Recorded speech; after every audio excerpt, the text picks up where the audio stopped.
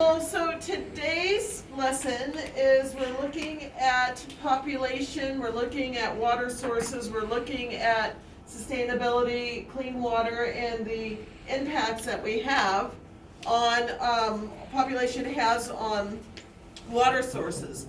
So our lesson today is who polluted the Potomac? Each of you has a container that I've prepped with a label and I put contents in there. I do want to let you know that nothing is detrimental to you. There's no chemical that's going to hurt you. There's no chemical that's going to burn you. There is food dye in some of them, but you should be okay unless you know that you have a food dye allergy. But it doesn't look like anybody has that. Just looking, there doesn't seem to be any concern. All right. So they're just basic household items, and when we're done, we'll be able to pour this out, and it's not going to hurt the environment. All right, here's our story. For more than 10,000 years, people lived on the banks of this river. Imagine that this bowl of water that we have in front of you was taken from the Potomac River by a Nakotunk about 500 years ago. So I want to hear from you. How does that water look to you? Looks clean and clear. Based on this look, and pretend like the container doesn't make you look weary, but based on the look of the water, would you drink it? Yeah, it looks clean, right? Would you swim in it? Yeah. Okay, fantastic. Would you eat fish from it? Yeah. All right, super. All right, so the Nakotunk built small seasonal villages and a fur trading town on the banks of the Potomac. They cut down trees to build buildings. They cleared sections of wetland and planted. They quarried rock to create tools. They fished from the river during the seasonal fish runs.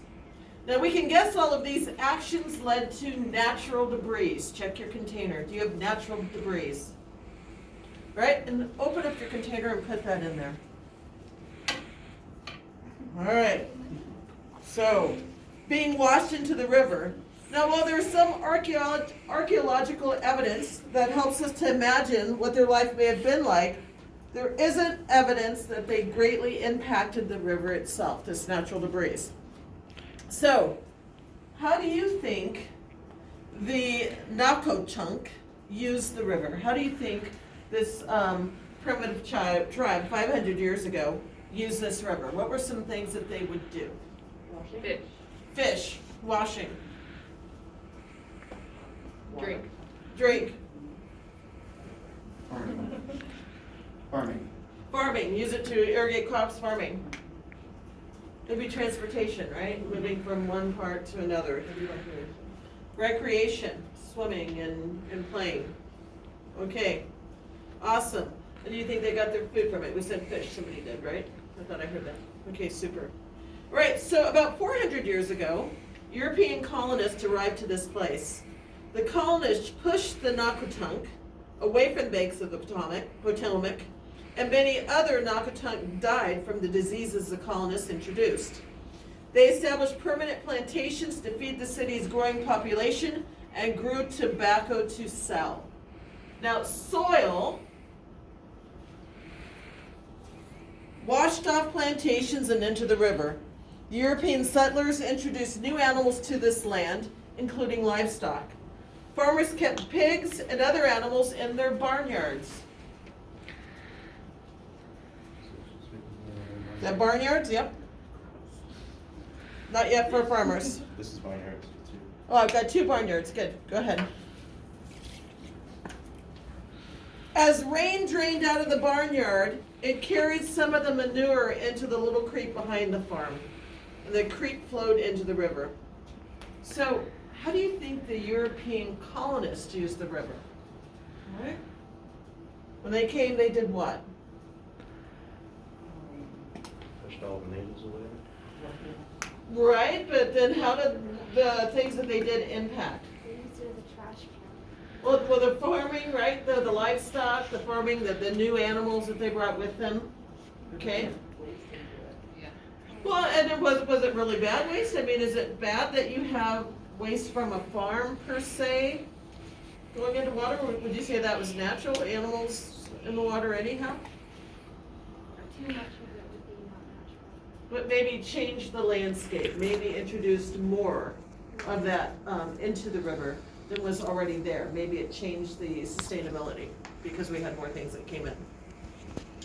What else do you think the Europeans used the river for compared with the Nakotunk?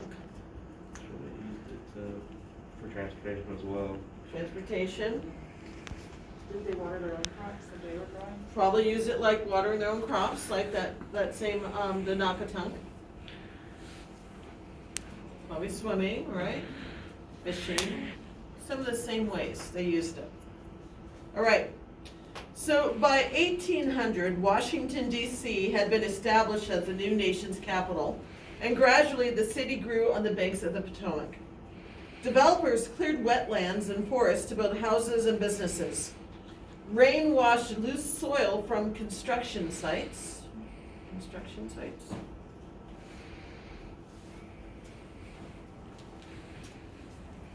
Right, into the river.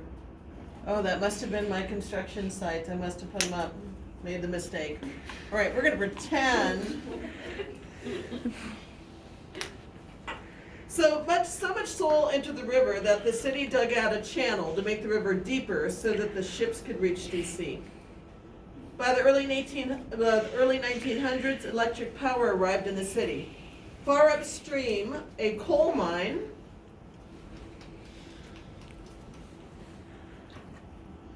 was dug.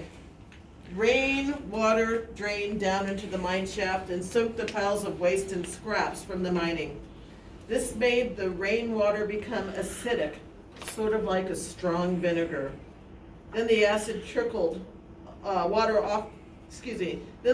water trickled off the banks and backed out into the river.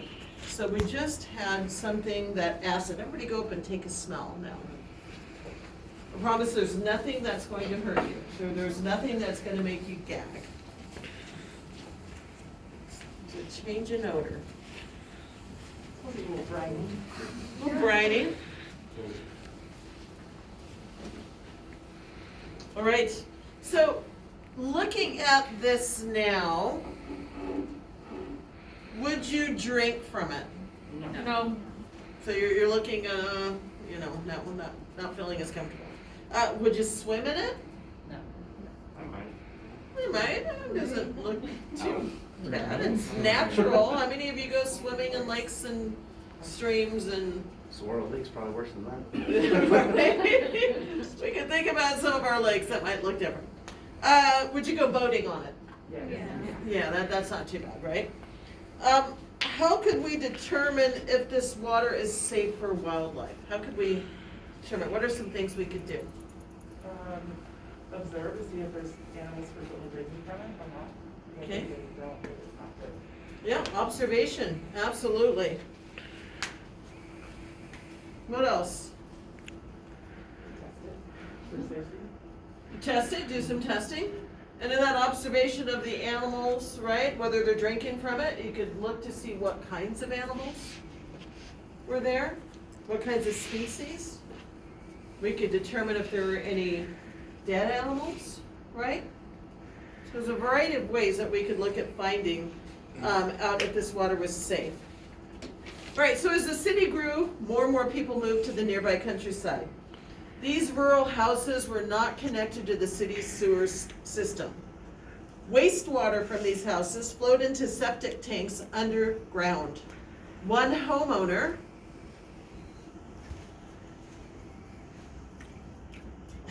Oh, I'm gonna show you web laughing. It's so funny seeing people's faces. But one homeowner did not maintain the septic tank, and poorly treated sewage seeped into the river. And how do the residents of the city and its suburbs spend their time? In one neighborhood, gardeners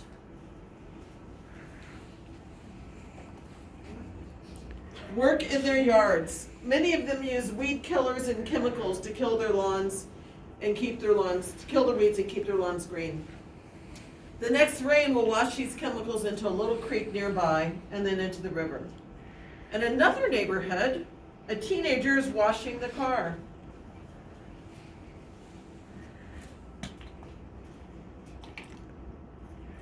The grease and grime on a car can contain asphalt from roads, rubber particles from the tires, toxic metals, and rust.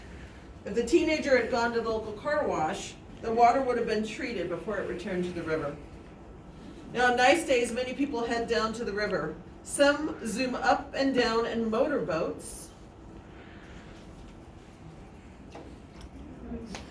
Don't notice that a little engine oil leaks into the water. Families are picnicking in the parks. And along the riverbanks. Some of these people leave trash on the shore, Salt River. And with the next storm, the trash will wash into the river. Now, on the weekends, and Grant, will you grab that spoon in there?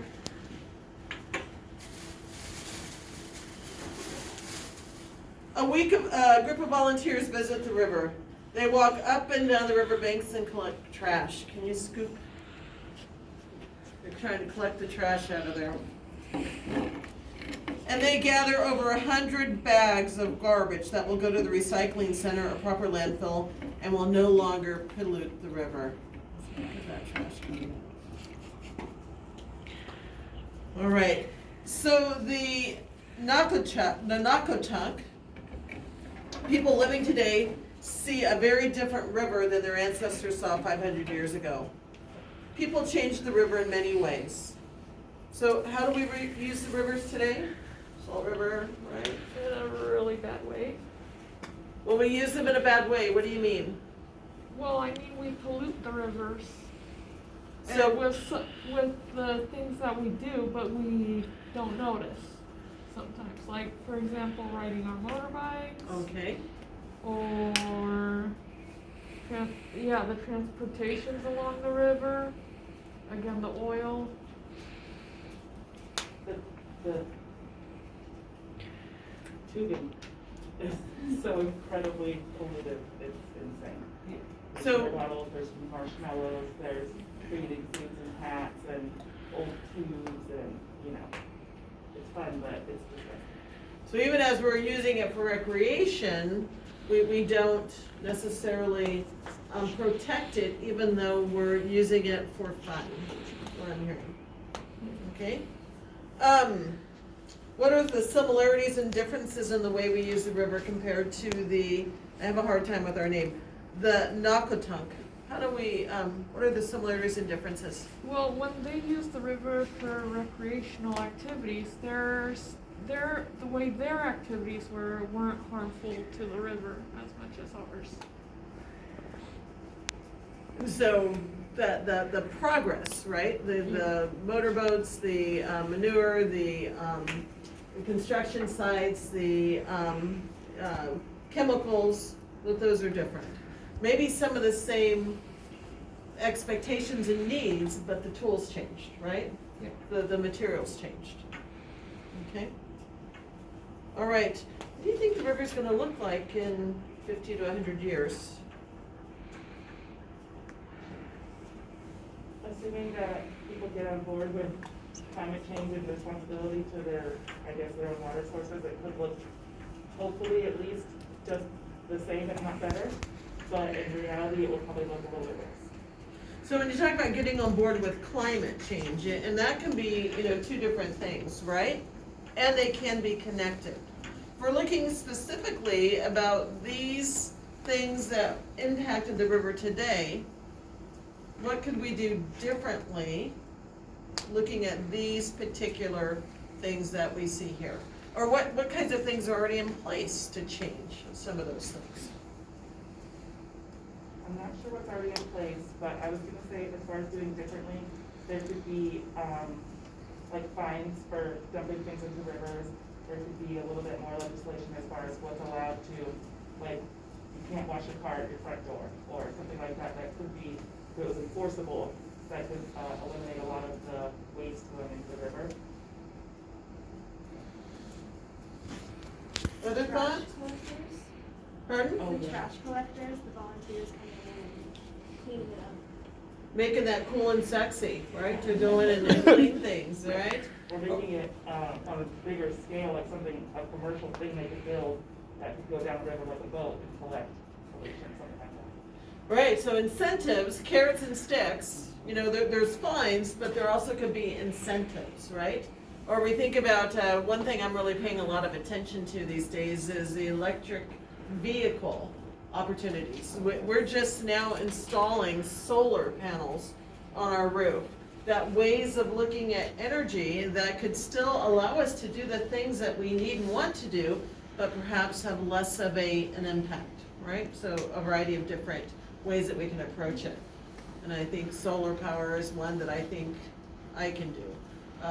Electric vehicle, you know, I could, making electric charging stations. Could still go up and down the river, but maybe not leaking that gas into the river, changing those things. All right, we have